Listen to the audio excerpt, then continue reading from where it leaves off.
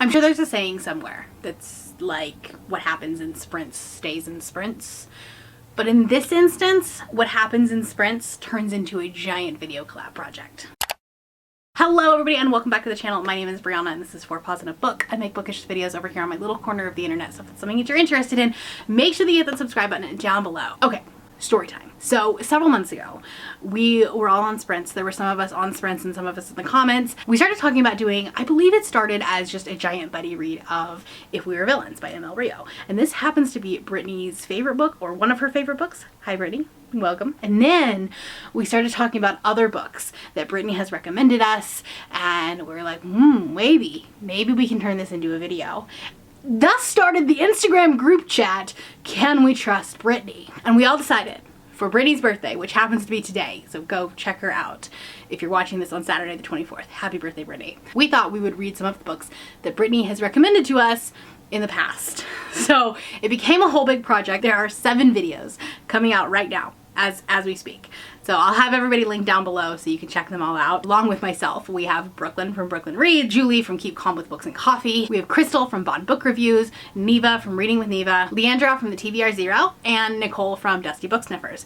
All of us decided we were going to read 3 books that Brittany recommended, one of them being If We Were Villains. So all 7 of us read this book, and then Brittany gave us 2 other books for that. So let's talk about the books that I'm going to be reading. Like I said, If We Were Villains. This is the first book that we're going to read. This is a dark academia book. It's like theater nerds. Theater gays, pretty much. And this starts out with a man who's being released from prison, I believe, and he is about to recount what happened in college that one fateful night. I'm really worried about this book because everybody seems to love it. Like, everybody loves this book.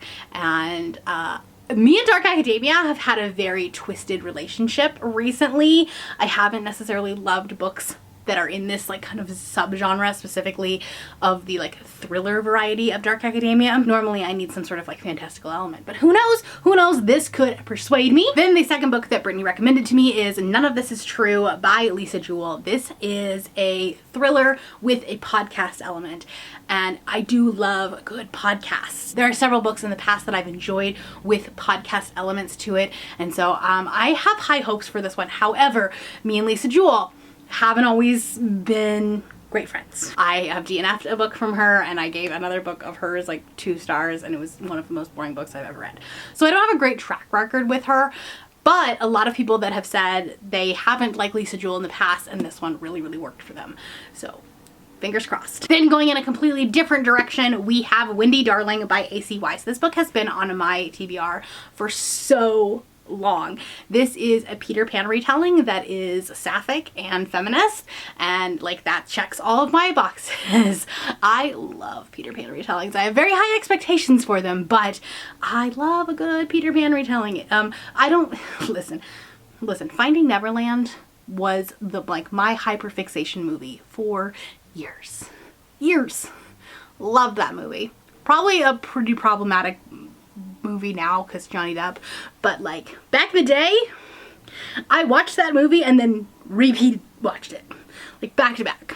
So that's where I am with Peter Pan retellings. So this book actually takes place when Wendy is an adult, so it's kind of like a second generation story with Jane, who gets kidnapped by Peter, and Wendy has to go back to Neverland to rescue her. This has been one of Brittany's host favorite books when we've hosted readathons together before, and I've wanted to read it. It's like I said, it's been on my TBR for so long, so I'm really, really excited to get this one off of my TBR. With all that being said, let's get into the vlog portion of the video. All right, friends, we are starting with If We Were Villains by M.L. Rio. I don't have a physical book with me because I am listening to it on audio at work, and I've just finished Act 2. And I was talking to Leandra about this because I'm trying to like not tell Brittany about how I'm feeling about these books. But Leandra is one of the people that are doing this collab, so her and I started talking about it, and we're we're kind of the same mind. I do think that this book would adapt really, really, really well. This book would be such an interesting like Amazon Prime or HBO Max miniseries. I would watch the hell out of it. But as a book, this is trying to be How to Get Away with Murder and failing miserably. And I kind of mentioned this. I'm doing a special like spoilery vlog for my patrons this month at all levels. So if you're interested in like my in-depth every act thoughts, check it out. It's available for as low as $1. And that video will be coming out tomorrow as you're watching this one, if you're watching it on release day. Okay, so here's my thoughts. At the end of Act 1, we have like the inciting incident essentially, which I think was a really interesting way of doing it because it's following this like 5-act play structure rather than like a novel structure, because normally the inciting incident happens between 10 and 15%, but this one happens at like, I want to say like 23%. So it's definitely like a little bit more drawn out. So maybe that's why I'm not vibing with it as much. But we get into Act 2 and I was hoping that we would have some more anxiety, some more tension, and we're just not getting that. And I don't know, like I want the characters to be terrified of what happened and like terrified of getting caught. And instead they're going to a party. I'm not loving it as much. So anyways, it's a bummer. Like I get why people like this, and I get why, like if you like the characters, I think you'll like this book. I actually don't care about any of the characters, and our main POV character is so boring. He's kind of Wonder Bread. He has no personality. So that's where we're at. I don't know if I'll check in with you before I'm done or like once I finish, because I'm trying to finish this up all at work today. So we'll see what happens. But if you want like in-depth thoughts, the Patreon video is gonna spoil this because that's our group read for the month. So anyway, talk to you later. All right, let's chat. I finished If We Were Villains by ML Rio. I think that dark academia that takes place in a like real world setting is just not the dark academia for me. And I think I just need to accept that, because this was fine. This was fine. I will say the last time I talked to you, I was like, there's no tension, blah, blah, blah. I found the tension eventually, but it was like a little bit too late. Too little too late, if that makes sense. I don't know, like it was just... the book was fine. I'm giving it 3.5 stars, which probably sounds generous, but like... it was better than In My Dreams I Hold a Knife, that question mark. It was a little bit better than that.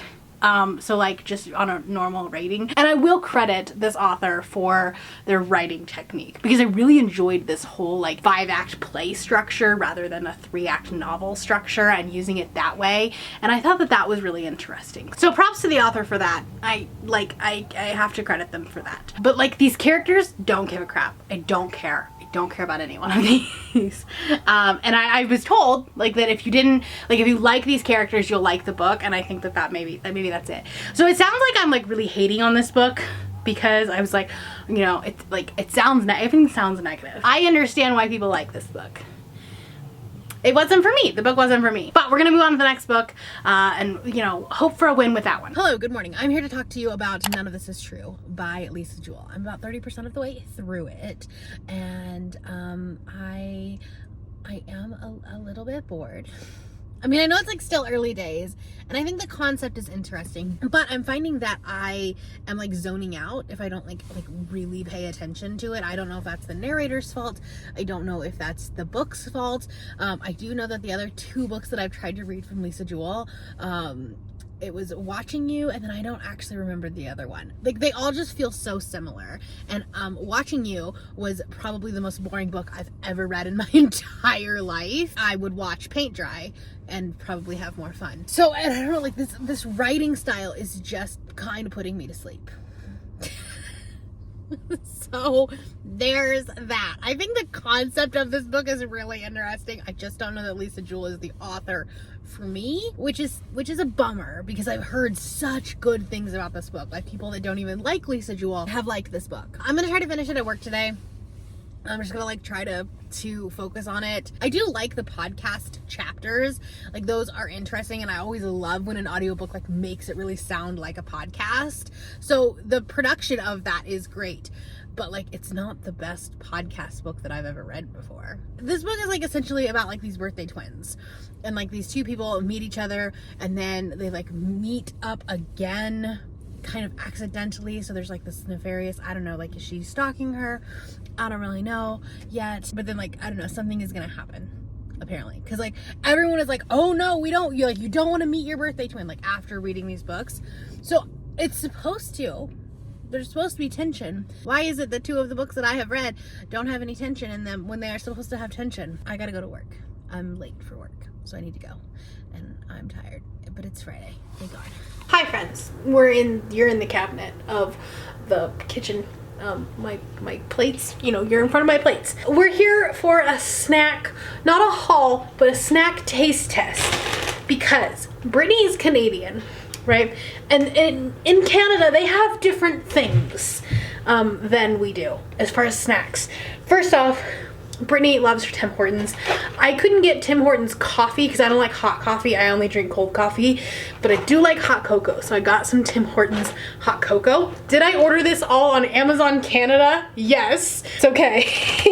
I got ketchup Lays, which apparently is a thing in Canada, and then all dressed Ruffles. These are like the two staple chip flavors in Canada. So we're gonna try them. I do not have high hopes for this one. Ketchup chips don't sound good. Here we go. Oh, they're like very red. You're not gonna be able to see that. Why did I even, who eats this? It smells like ketchup powder. Ugh. That's not good. Canadians are weird. Ugh.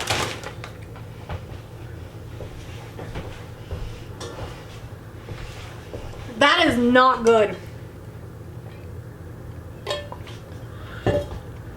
But then at the same time, like I want to try to get, it has like a weird like first taste, but then the aftertaste isn't bad.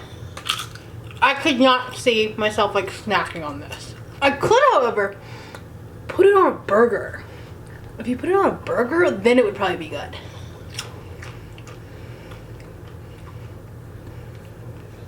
Nope, not a fan. Not a fan.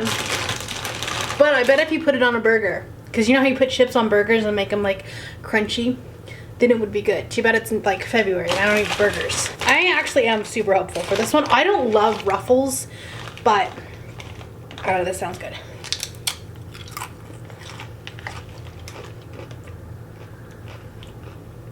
What does this, like, it doesn't actually taste like anything.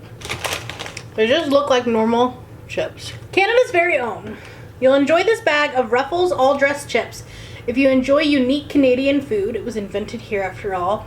You're seeking something sweet and salty and savory all in one bag. You love eating chips that will make your taste buds feel like they are going to explode. I don't think my taste buds are exploding.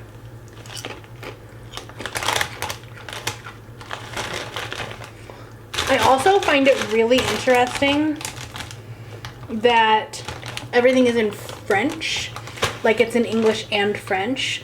But it's funny because I was actually just studying the Canadian food code for work last week, and they had talked about how all the labeling for prepackaged items have to be in English and French in like equal like context. Essentially, like one can't be bigger than the other, and like it very much is. So that's kind of cool. I'm underwhelmed by this and confused by this. That's how I feel about those chips. I'm gonna make this tonight because I'm not ready for hot chocolate yet, but I will be tonight. So there was a taste test. Let's talk about None of This Is True. I finished this book, and it is truly a book that exists, and I read it. I'm giving it 3 stars. I don't know, I didn't like it that much. I don't understand the hype of it. I think the last 25% of this book was good, but at that point I didn't care about any of the characters. And to be honest, I finished this book a couple of days ago and I don't remember anything about this book other than like don't be a birthday twin. Don't look out for your birthday twin because they're psycho. Like, it's just, like, it's a book that exists at this point. And I'm sad because everybody has really hyped this book up and everybody has really, really enjoyed it. But beyond the podcast element of this book, which I think was well done, this is a typical domestic thriller, and I think that that's not the genre for me anymore. And that's okay. Unfortunately, this was a miss. I think I'm so picky about my thrillers. This one just, I don't know. The podcast element was cool. However, I have read better podcast books. I felt like sometimes the podcast was a little bit like, kind of like used as maybe a shock value, and also like was used to further the plot along rather than just like actually explaining the plot, if that makes sense. So unfortunately for me, like this book was a miss. So 3 stars. It's a bummer. So far this video is not going as well as I was hoping it would, for like a book where like Brittany specifically gave me 3 books to read and 2 of them being kind of misses for me. I don't know, I think a lot of that stems from it being thrillers, like both of them. While I would kind of actually classify If We Were Villains as a contemporary story that has like a thriller aspect to it, but like on my genre blanket I counted it as a contemporary. And then this is an actual thriller. But anyway, like thriller-esque books, they've just been a miss for me. They've been a miss for me all year so far. I have not read one that has been better than, I guess The Writing Retreat was 4 stars, but even that was like just because it was bonkers. and everything else has been like 3 or 3.5 stars. It's early in the year, obviously, but last year I had found a 5-star thriller already, so just saying. But we are going to move on to the last book in this video, so let me go grab that. I'll be right back. All right, we're switching gears completely. We're going to try a fantasy with Wendy Darling. Brittany loves her retellings, all of them. Like if it's a retelling, Brittany wants to read it. So that means that she's read a lot of them, and this one still like tops her list. I think this was actually one of her host favorites for Amazing Readathon, if I remember correctly. And I wanted to read it then, but I didn't get a chance to. It had been like an option for a couple of prompts, but I didn't get around to it. So we're gonna try it. We're gonna read it this week and see what happens. Hi, hello. I look like a hot mess, but I don't care. I don't want to turn all my lights on. So we're trying to do like this autofocus or auto lighting. We'll see what happens. We'll see if it works or how much I have to fix in editing. But I wanted to give you an update because I am 43% of the way through Wendy Darling. And I think we're going to end with a win, which is good. So far I'm really liking this, despite it actually being more of like his historical story. I'm still really, really enjoying it, and I'm really enjoying the like commentary that's happening on here, specifically around mental health and the conversations of like who is holding on to Neverland from the Darlings and who is not. Like, it was this imaginary land where like things were healed, like people were healed quickly, and like it wasn't, you know, you never got old and you never, you know, grew up and you never, like that, you know, that whole thing, right? But Wendy, like our main character, her brother Michael, was in World War I, and he like wants to forget about Neverland because he saw such horrific things, and how he's like, well, the reality is like wounds do not heal, and you know, people don't grow up for a whole different reason, you know, because like he saw his brothers, not like actual, but you know, he saw his fellow soldiers die because World War I had so many deaths in it. I don't know, I feel like we tend to gloss over that. So I really loved that commentary on it. I'm not like I've been told that this is like sapphic feminist retelling, and I don't know that I've quite seen that so far. And also this is a me thing and an audiobook thing, not a book thing, but I really wish that there would have been 2 narrators for this, because we're going back and forth from Wendy's perspective and then Jane's perspective, and then there's also flashback scenes, and like because it's the same narrator, I'm like having to like, I don't know, it's harder for me to like determine, and I've had to like rewind a couple of times to try to like remember where we are or what's going on, because it's just like at the very beginning of the chapter it's like 1919 1931. So there's just like some of those flashback scenes, so that I'm like struggling a bit with that. But overall, I'm really, really liking this. This is beautifully written. The prose is absolutely beautiful. So I'll probably try to finish this today. I don't know. I think I have like maybe 3 hours left of the audiobook. Where's my phone? I can tell you exactly. 2 hours and 53 minutes left at my listening speed. So it's not even 4 o'clock yet. So theoretically, I should be able to finish this tonight, but we'll see what happens. Enjoying this one. This is definitely the win of the video. I'll touch base with you probably when I finish this book, unless I have more thoughts. We'll see. Hi, hello. I'm feeling very self-conscious because in Brittany's last vlog, she was like, oh, I never end my vlogs in the car, and I'm ending my vlog in the car, and now I'm ending Brittany's vlog in the car. It's a whole thing, okay? I finished Wendy Darling last night, and I am giving it 4 stars. I can understand like why Brittany was worried about this book, because it's definitely not like your typical Brie book, and I do have a really soft spot for a Peter Pan retelling, but because of that I have very high expectations, and I don't know that I've ever found one that has been like quite perfect. Lost in the Neverwoods by Aiden Thomas is probably my favorite one of anything that I've read that was a Peter Pan retelling.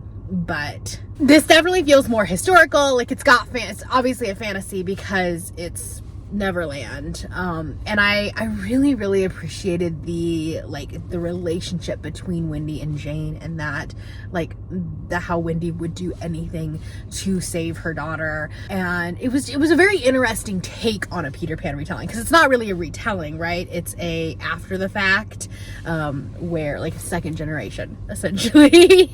And I know like there's a lot of ways that you can take some creative liberties with that and still remain true to the story. I really appreciated that. So I will read Hooked at some point in time. I have it on my Kindle, I think. I'm really glad that I got this off of my TBR because I've had it there for so long. But yeah, I enjoyed it. And it was definitely the best of the 3 books that I read for this project. So I guess this means that I can't really take thriller recommendations really from anyone. Let's be honest, thrillers are so hit and miss for me. They're so like it's just random when I like one. So but the fantasy recommendation, especially if it's queer, like it hits. So anyways, that's all I have for you today. Thank you so much, Brittany, for going along with all of our chaos, because she was just in the group chat just kind of being bombarded with everything. And anyways, happy birthday to you. If you're watching this on Saturday, then it is Brittany's birthday, so you should go over there and give her some love. And then also everyone who's part of this project is also linked down below, because they all have the videos coming out today too. So that's all I have for you today. If you're new here and you have not yet subscribed, there's a little button that you can do so down below the video. If you'd like to hang out with me more, the links to my Instagram, Goodreads, Twitter, and my Patreon are linked in the description below. Thank you for watching, and I will see you next time. Bye.